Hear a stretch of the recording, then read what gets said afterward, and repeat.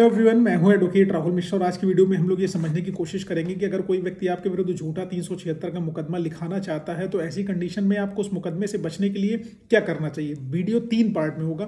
पहला पार्ट ये होगा कि अगर आपके विरुद्ध अभी तक एफआईआर हुई नहीं और एफआईआर होने की शंका है आपको कि कोई 376 की एफआईआर आपके विरुद्ध लिखा देगा, तो ऐसे में आपको क्या करना है, क्या स्टेप आपको उठाने हैं, वो बताऊंगा।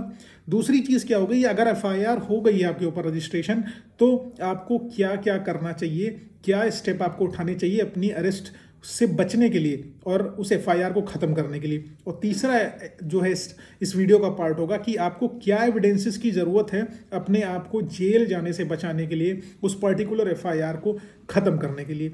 डिटेल में बात करूंगा, लेकिन उससे पहले मेरी आपसे रिक्वेस्ट है कि अगर आप लोग चैनल पर नए हैं या पहली बार आ रहे हैं, अभी तक आप लोगों ने इसे सब्सक्राइब नहीं किया तो प्लीज सब्सक्राइब करिएगा। साथ ही साथ एक हम्बल रिक्वेस्ट और है, अगर आप मुझसे पर्सनली मिलना चाहते हो लखनऊ, दिल्ली, इलाहाबाद में, तो आप अपनी अपॉइंटमेंट शेड्यूल कराकर मुझसे मिल सकते हो। नंबर आपको डिस्क्रिप्शन में मिल जाने वाला है। देखिए दोस्तों, सबसे बड़ी चीज़ ये कि 376 का एलिगेशन ऐसा होता है कि जो आपकी लाइफ स्पॉइल कर सकता है, आपका पूरा जीवन चौपट कर सकता है। क्योंकि जैसे ही एफआईआर रजिस्टर होगी, मीडिया को कुछ नहीं लेना देना है, किसी को कोई लेना देना नहीं कि ट्रायल चला या नहीं चला, कोर्ट ने आपको दोषी माना है या नहीं माना है। आपकी सामाजिक प्रतिष्ठा धूल हो जाएगी, क्योंकि पेपर में निकलता है 4 सालों से लगातार बनाता रहा यौन संबंध, शादी का झांसा देकर आरोपी ने किया महिला के साथ दुष्कर्म, और जो है और अब लिख के आएगा जो है आप फरार हो गया। ठीक है, ये लिख दिया जाता है बहुत आराम से। आपने बहुत सारी हेडलाइन पढ़ी होगी, टीवी में देखा होगा, लोग दोषी ठहरा देते हैं। जैसे आप ब्रजभूषण शरण सिंह साहब का नाम लेंगे हम, तो उनके ऊपर भी जो है बहुत डिले से एफआईआर कराई गई, उनको उनकी छवि को धूमिल करने की कोशिश करी गई।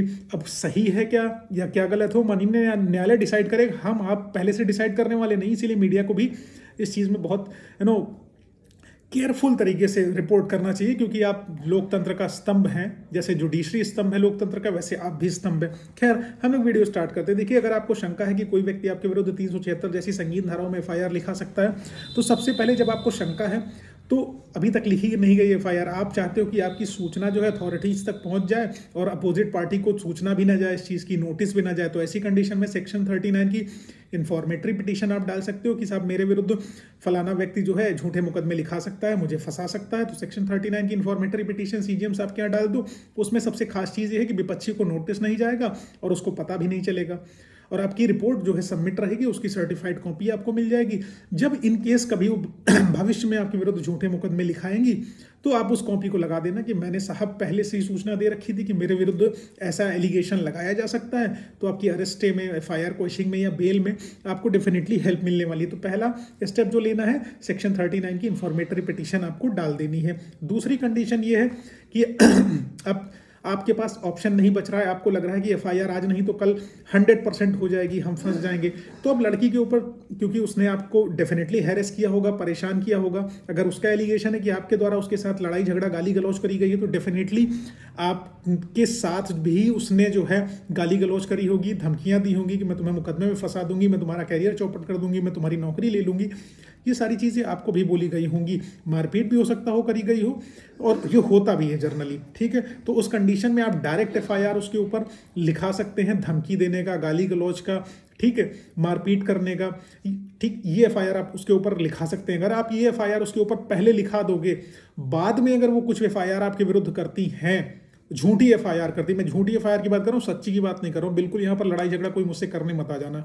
अगर झूठी एफआईआर करती है तो डेफिनेटली आपको हेल्प मिल जाएगी कि आपके द्वारा जो है इनके ऊपर मुकदमे लिखाए गए, उसी के काउंटर ब्लास्ट में इन्होंने आपके ऊपर जो है मुकदमे लिखा दिए, वो भी 376 के, ताकि हम इस वाले मुकदमे में सुलह कर लें। क्योंकि एक क्लाइंट का मैंने ऐसे ही किया था, उसमें मुकदमा लिखाया लड़की के ऊपर, और क्योंकि लड़की ने गलत किया था, उसके साथ मेरे पास सारे एविडेंसेस आ गए थे, तो उस लड़की ने उस पर्टिकुलर मुकदमे की जब पुलिस का कॉल गया, उसमें विवेचना न ज्वाइन करके लड़के के ऊपर एफआईआर लिखा दी। उसी जो एफआईआर हमने पहले से लिखा रखी थी, उस एफआईआर के बल पर लड़के को जो है कोर्ट से अरेस्ट मिल गया, और अभी तक वो बाहर एकदम आज़ाद है, और आगे भी भगवान कृपा से सब कुछ सही रहेंगी चीज़ें।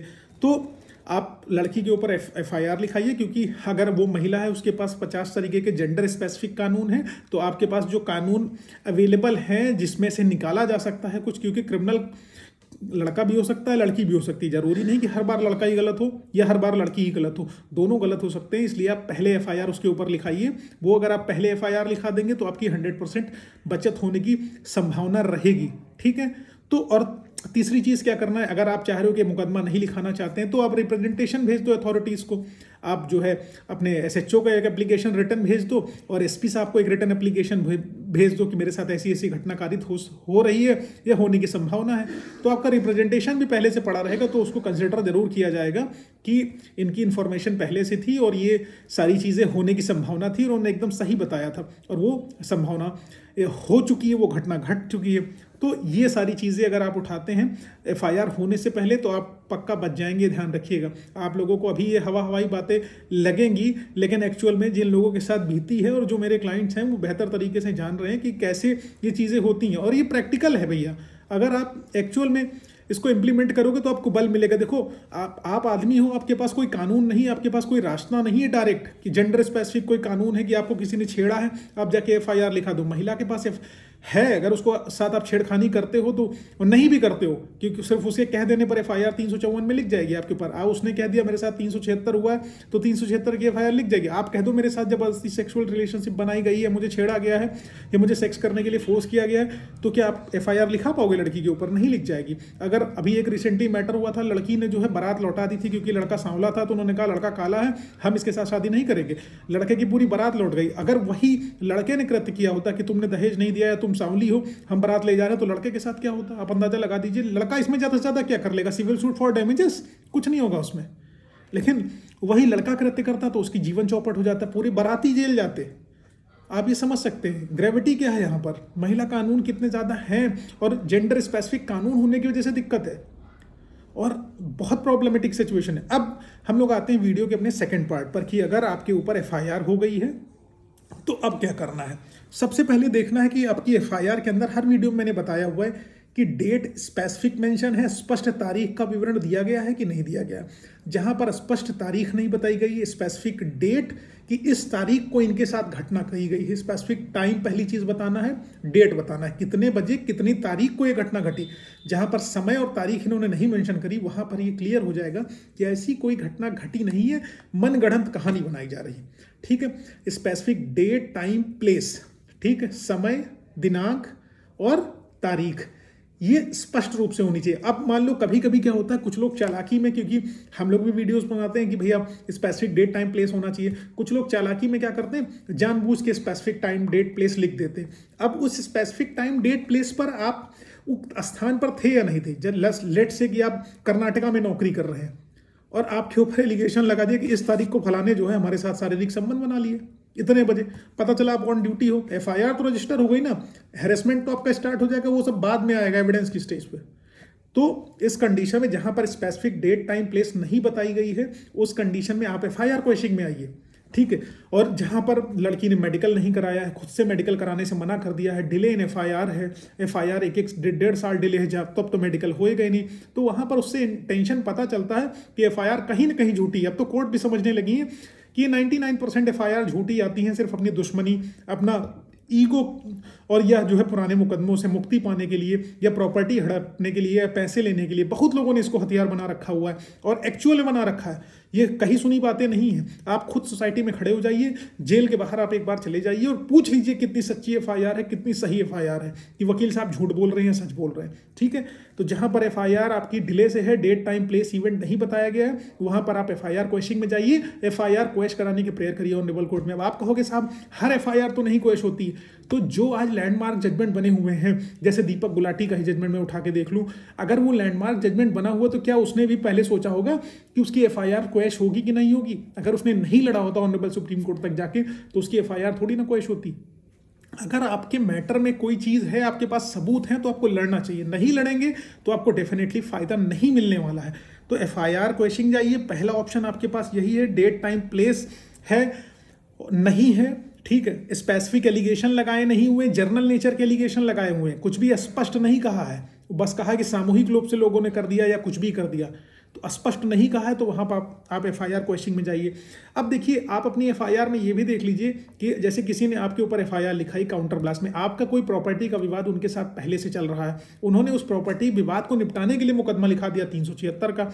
तो उस कंडीशन में आपको क्या करना चाहिए, उस कंडीशन में आपको इमीडिएटली कोर्ट में एफआईआर क्वेश्चन मूव करनी चाहिए और कोर्ट को बताना चाहिए कि हमारा इनका प्रॉपर्टी विवाद पहले से चल रहा है और इसलिए इन्होंने इस विवाद से निपटारा पाने के लिए एफआईआर लिखा दी ताकि हम जेल चले जाएं, प्रॉपर्टी हड़प लें, या आपने अपनी महिला मित्र को पैसे दे रखे हों, ट्रांजेक्शन किया हो। कई लोग कहते हैं साहब 8-10 लाख रुपए दे चुके हैं, अब पैसे मांग रहे हैं तो एफआईआर लिखा रही है, या शादी हम करने जा रहे हैं, हमारे बीच में शादी का कोई वादा नहीं था, अब एफआईआर लिखाने जा रही। ये सारी चीज़ें भी होती हैं। जहाँ पर लड़कियाँ सही हैं तो डेफिनेटली उनको प्रॉब्लम होती है, लेकिन जहाँ पर जो गलत नहीं है उनको एफआईआर लिखाना सबसे ज़्यादा आसान होता है, ये समझ लीजिए। तो जहाँ पर पुराना मुकदमा चल रहा हो, पैसे का लेन देन का विवाद हो, ठीक है, कोई ईगो क्लैश हो, कोई दिक्कत हो गई हो, इस तरीके के एविडेंसेस आपके पास हो, और जिस दिन एफआईआर लिखाएगी पता चला आप दूसरे शहर में नौकरी कर रहे हैं, ठीक है, आपके भाई अमेरिका में बैठे हैं, उनका भी नाम एफआईआर में डाल दिया गया है, तो वो सारी कंडीशंस बनती हैं कि आपकी एफआईआर क्वेश्चन में आइए और अपने आप को प्रोटेक्ट कर लीजिए, ठीक है। तो अगर एफआईआर क्वेश्चन में आप नहीं आते हो तो आपको दिक्कत हो जाएगी। एफआईआर क्वेश्चन में होगी, एटलीस्ट आपकी अरेस्ट नहीं होगी, आप कोशिश करेंगे, क्योंकि 100% नहीं कह सकते कि एफआईआर अरेस्ट ही दे देगी कोर्ट, ऐसा नहीं होता। कोर्ट देखती है, मेरिट देखती है, जो एविडेंसेस, थर्ड पार्ट की मैं बात कर रहा हूँ, आपके एविडेंसेस क्या है, आप ये प्रूफ कर ले जाओ कि आपका उनका मुकदमा पहले चल रहा, तो मैंने बताया ना मुकदमा पहले से लिखा दो। अगर मुकदमा लिखा दिया आपने पहले से तो डेफिनेटली कोर्ट देखेगी आपने पहले मुकदमा लिखा है, इन्होंने उसके बाद मलेशियस इंटेंशन में, बैड इंटेंशन के तहत आपके विरुद्ध मुकदमा लिखा दिया, तो डेफिनेटली प्रॉब्लम। इन्होंने मुकदमा लिखाया, हमने मुकदमा लिखा तो उन्होंने मुकदमा लिखा दिया 376 को, भी तो कोर्ट देखेगी ना इनका इंटेंशन सही नहीं है, पहले से गलती इन्होंने करी, उसके बाद इन्होंने एफआईआर लिखा दी।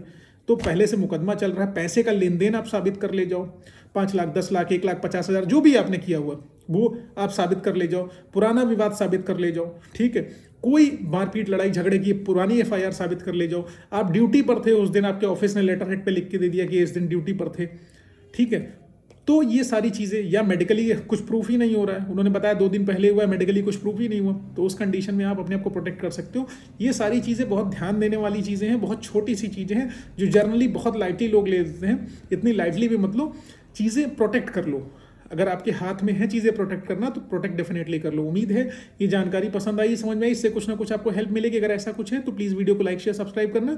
साथ ही एक हम्बल रिक्वेस्ट और है, अगर आप मुझसे पर्सनली मिलना चाहते हो लखनऊ, दिल्ली, इलाहाबाद, तो आप अपनी अपॉइंटमेंट शेड्यूल करा के मिल सकते हो, नंबर आपको डिस्क्रिप्शन में मिल जाएगा। बाकी फेसबुक, इंस्टाग्राम, ट्विटर पर अभी तक फॉलो नहीं किया तो वहाँ फॉलो करो, लिंक आपको डिस्क्रिप्शन में मिल जाएगा। जय हिंद, जय भारत, जय माता दी।